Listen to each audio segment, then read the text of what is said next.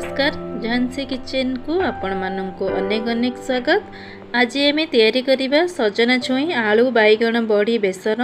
यही तरकारी को तो समस्ते घरे तैयारी करुछंती, जानिथिबे तरकारी केते टेस्टी लगे, किंतु समस्तंकर तैयारी करबा स्टाइल अलग अलग होइथे। मु आज केमिति डिफरेंट स्टाइल ले बनेबी वीडियोटी को शेष पर्यंत देखंतु। जदि आपण मानक वीडियोटी भल लगे प्लीज लाइक टे करदेबे, जदि नुआ अछंती सब्सक्राइब करिनेबे आ पाखरे थिबा बेल आइकन को क्लिक करिनेबे, जहा द्वारा मु अपलोड करूथिबा सबुरो नोटिफिकेशन आपण सर्वप्रथमे पाई परिबे। चलंतु रेसिपीटी एबे देखिनबा। चलंतु देखिनबा सजना छुई आलू बड़ी बेसर पई कोन सब नैची। देखंतु गोटे बैगण को मु एमती लंबा लंबा करी काटिकी नैची, आ दुई मीडियम आलू को मध्य एमती लंबा लंबा करी काटिकी नैची। आ देखंतु सजना छुई की मध्य एमती लंबा लंबा करी काटिकी नैची। आ देखंतु मु पानी कखरु जो बड़ीटे ताकू मध्य नैची। देखंतु बड़ टमाटो गोटे काटिकी एमती मध्य नैची। एबे चलंतु ता पई प्रस्तुत करिया मसला। एबे देखंतु मु गोटे चामच जीरा नैची, गोटे चामच सोरिष नैची, देखंतु दुईटी सुखला लंका नैची, आ 8-10 कला रसुण मध्य नैची। ताकू एबे चलंतु गोटे ग्राइंडिंग जार दे पेस्ट बनै नबा। जीरा को दे दबा, सोरिष मध्य दे दबा, आ रसुण लंका को दे तादरे टिके पानी दे देबा गोटे चामच। ताको एथर गोटे भलो पेस्ट बनै नबा। एबे चलंतु पैन टे बसै नैची, सेथिरे आमे 2 बड़ चामच तेल दे दबा। देखंतु तेलटी हमर गरम हो गला नेबे एथरे जो रखितबा बड़ी ताको मध्य दे दबा। एथर बड़ीटी को मीडियम टू लो फ्लेम रे रखी भाजीबा, हाई फ्लेम दबानी काना बड़ीटा लागी जीवो, बड़ी लागी गले पिता लागिवो। देखंतु गोटे पट साइड हमर हे गलानी, ताको आ गोटे पट साइड के उल्टे नबा। देखंतु हमर बड़ीटी हे गलानी। एबे एथर ताको गोटे प्लेट को काढी नबा। एथर गोटे चामच पंचफुटन दे दबा। पंचफुटन ते हमर फुटी गलानी। एबे जो ग्राइंड करके रखितबा सोरिष पेस्ट ताको मध्य दे दबा। ताको मीडियम टू लो फ्लेम रे रखी के हल्का हल्का गोले नबा। तो टिके मसला रे टिके पानी दे दबा, मसला न लागिबा पई। देखंतु ताको हल्का हल्का हम टिके गोले नबा। एथर सिथरे गोटे चम्मच हल्दी पाउडर दे दबा। एथर गोटे चम्मच लूण दे दबा स्वाद अनुसार।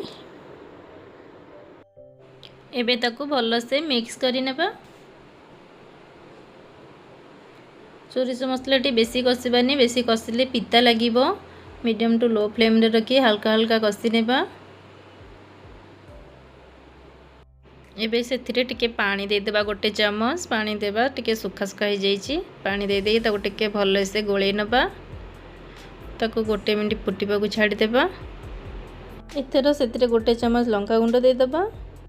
एथरो ताको भलो से टिके गोळे नबा। देखंतु ऑलरेडी हमर मसलाटी हे गलानी। सेथिरे जो काटी की रखी थिबा आलू ताको मध्य दे दबा।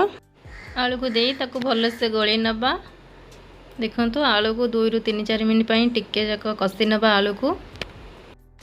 देखंतु आलू टी हमर टिके हे गलानी। एथरो तादरे पानी दे दबा। मु 2 बड़ कप पानी नीची। देखंतु आपण परिबा देखि पानी देबे। आपण जो अमाउंट रे परिबा नैथिबे से अमाउंट रे आपण केतक माने झोल रखिबे से अनुसार पानी देबे। एथरो ताको गोटे कवर करि नबा। ताको आमे 5 ରୁ 10 मिनिट पई छाडी देबा फुटिबा पई। देखंतु हमर फुटी गलानी।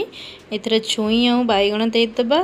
छुई आ बैगण को आमे प्रथमे देई नथिले काने सिझी जीवो, जेहेतु सेति लागि पानी फुटिला परे छुई आ बैगण हमकु देई दबा। ताको देई भलो से टिके गोळेई नेबा। एथरो काटी की रखितबा टमाटो मध्य देई दबा। आउ सेतिरे जो भाजी की रखिता बड़ी ताको मध्य दे दबा, काइना बड़ीटा फुटिबो टाइम लागिबो सिझिबा पई। एथर सब परिबा को मिक्स करी ताको भलो से गोळेई दे ताको एथर गोटे कवर करि नेबा।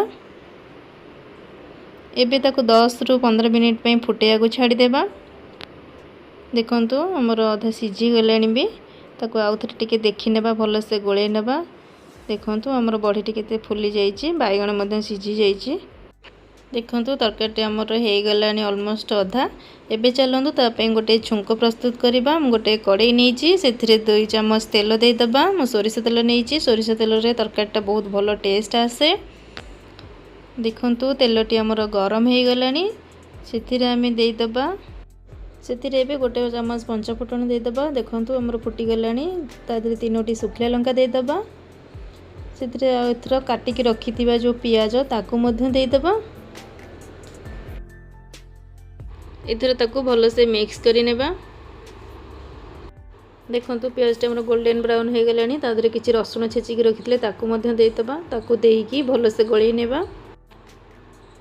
ଏଥର କାଟିକି ରଖିଥିବା ଟମାଟୋ ତାକୁ ମଧ୍ୟ ଦେଇଦେବା। ଟମାଟୋ ଟିକେ ତରକାରୀରେ ଅଧିକ ଦେଲେ ଟିକେ ଖଟା ଖଟା ଲାଗିଲେ ବହୁତ ଭଲ ଟେଷ୍ଟ ଲାଗେ।